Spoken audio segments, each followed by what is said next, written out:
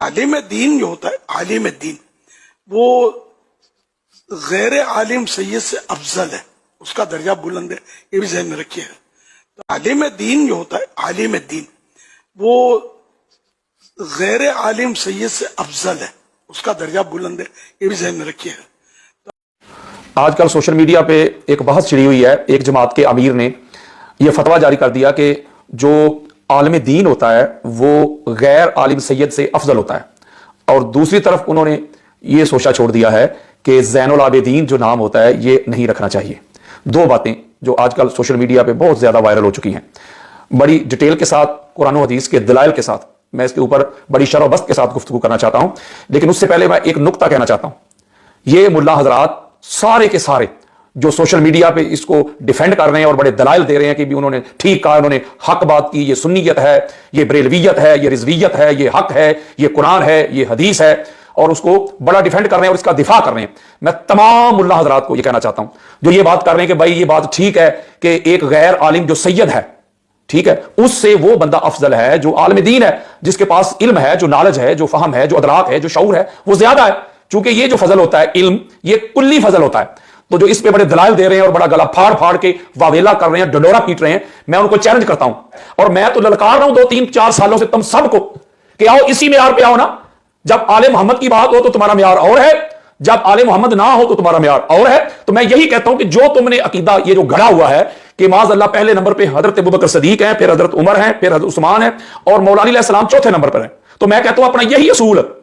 جو آج کل تم سادات کی عظمت کو، ان کی افضلیت کو، ان کی رفت کو، ان کی منزلت کو، ان کے مقام اور مرتبہ کو منیمائز کرنے کی ناکام کوشش کر رہے ہو ناسبیو، یہ قانون، یہی آئین، یہی معیار، یہی کسوٹی، یہی پیمانہ ادھر بھی اپلائی کرو۔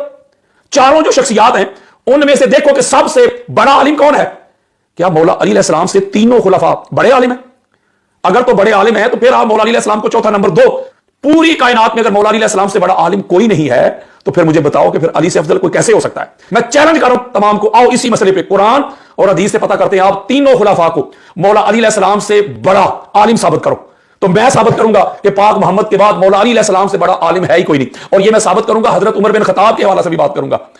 ام المومنین حضرت عائشہ صدیقہ سے پوچھیں گے، عبداللہ ابن عباس سے پوچھیں گے، رسول اللہ صلی اللہ علیہ وآلہ وسلم سے پوچھیں گے، اللہ سے پوچھیں گے۔ یہ قرآن اور حدیث کے دلائل سے پتہ کریں گے تینوں خلفاء کا جو علمی لیول ہے وہ بخاری اور مسلم سے میں ثابت کروں گا، اور آپ ثابت کرنا کہ وہ مولا علی علیہ السلام سے افضل ہے۔ اگر آپ نے ثابت کر دیا تو میں مان لوں گا کہ مولا علی علیہ السلام کا چوتھا نمبر ہے۔ اگر آپ ثابت نہ کر سکے تو میں نے ثابت کیا کہ علی سے بڑا عالم کوئی نہیں، تو پھر یہ درنگی چھوڑ دے، یا کرنگ ہو جا، سراسر موم یا سنگ ہو جا، پھر تم کو ماننا پڑے گا کہ جس کے پاس علم زیادہ ہوتا ہے وہی افضل ہوتا ہے، تو علی حضور کے بعد سب سے افضل ہے، پھر ماننا پڑے گا۔ یہ کوئی بات نہیں ہے کہ صدات کے مقام اور مرتبے کو منیمائز کرنے کے لیے تم کہہ دو کہ بھائی جو غیر سید ہے، جو عالم ہے، وہ سید جو عالم نہیں ہے اس سے افضل ہے۔ کیسے افضل ہو سکتا ہے؟ اس کے اوپر تو میں انبار لگاؤں گا، لیکن یہ میں تم کو پھکی دے رہا ہوں، تمہارے منہ تے تواڈی چپیڑ۔ اب آؤ نا اپنے اسی فارمولے کو لے کے جو بڑے پھدک پھدک کے تم سوشل میڈیا پہ ڈنڈورا پیٹ رہے ہو، واویلا کر رہے ہو، شور مچا رہے ہو کہ نہیں عالم افضل ہے، عالم افضل ہے، تو ادھر موت پڑ گئی ہے تمہیں، ادھر علی سے بڑا عالم تو دکھاؤ مجھے۔ پتا چلا اندر مسئلہ آپ کو کچھ اور ہے۔ جہاں بات آل محمد کی ہو جائے تمہارے اصول بدل جاتے ہیں، تمہارے معیار بدل جاتے ہیں، تمہارے نظریات بدل جاتے ہیں، پھر تم کھینچ کے لے آتے ہو قصے اور کہانیاں کو۔ قرآن کے مقابلے میں، حدیث کے مقابلے میں نہ کوئی قصہ ہے نہ کوئی کہانی ہے، اور یہ بات میں سالوں سے کر رہا ہوں، ہے کوئی تو سامنے آئے۔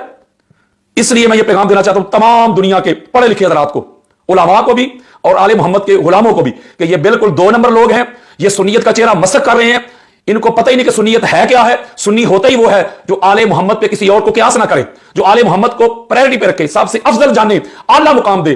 عرفہ سٹیٹس دے، وہ ہوتا ہے اہل سنت۔ یہ لوگ خارجی ہیں، یہ لوگ ناسبی ہیں، ہمیشہ وہ بات کرتے ہیں، یہ پوری جماعت ان کی چیک کر کے دیکھ لیں، ہمیشہ یہ آل محمد کے مقابلے میں دوسرے لوگوں کو لاتے ہیں، اور ہر روز کوئی نہ کوئی یہ سوچا چھوڑتے رہتے ہیں جس سے آل محمد کا جو مقام ہے، جو سٹیٹس ہے، اس کو منیمائز کیا جائے، اور یہ نہیں کر سکتے جب تک آل محمد کے در کے یہ نوکر زندہ ہیں، یہ منگتے زندہ ہیں، یہ بیکاری زندہ ہیں۔ ہم تم کو آل محمد کا مقام اور مرتبہ کبھی بھی ہائی جیک نہیں کرنے دیں گے۔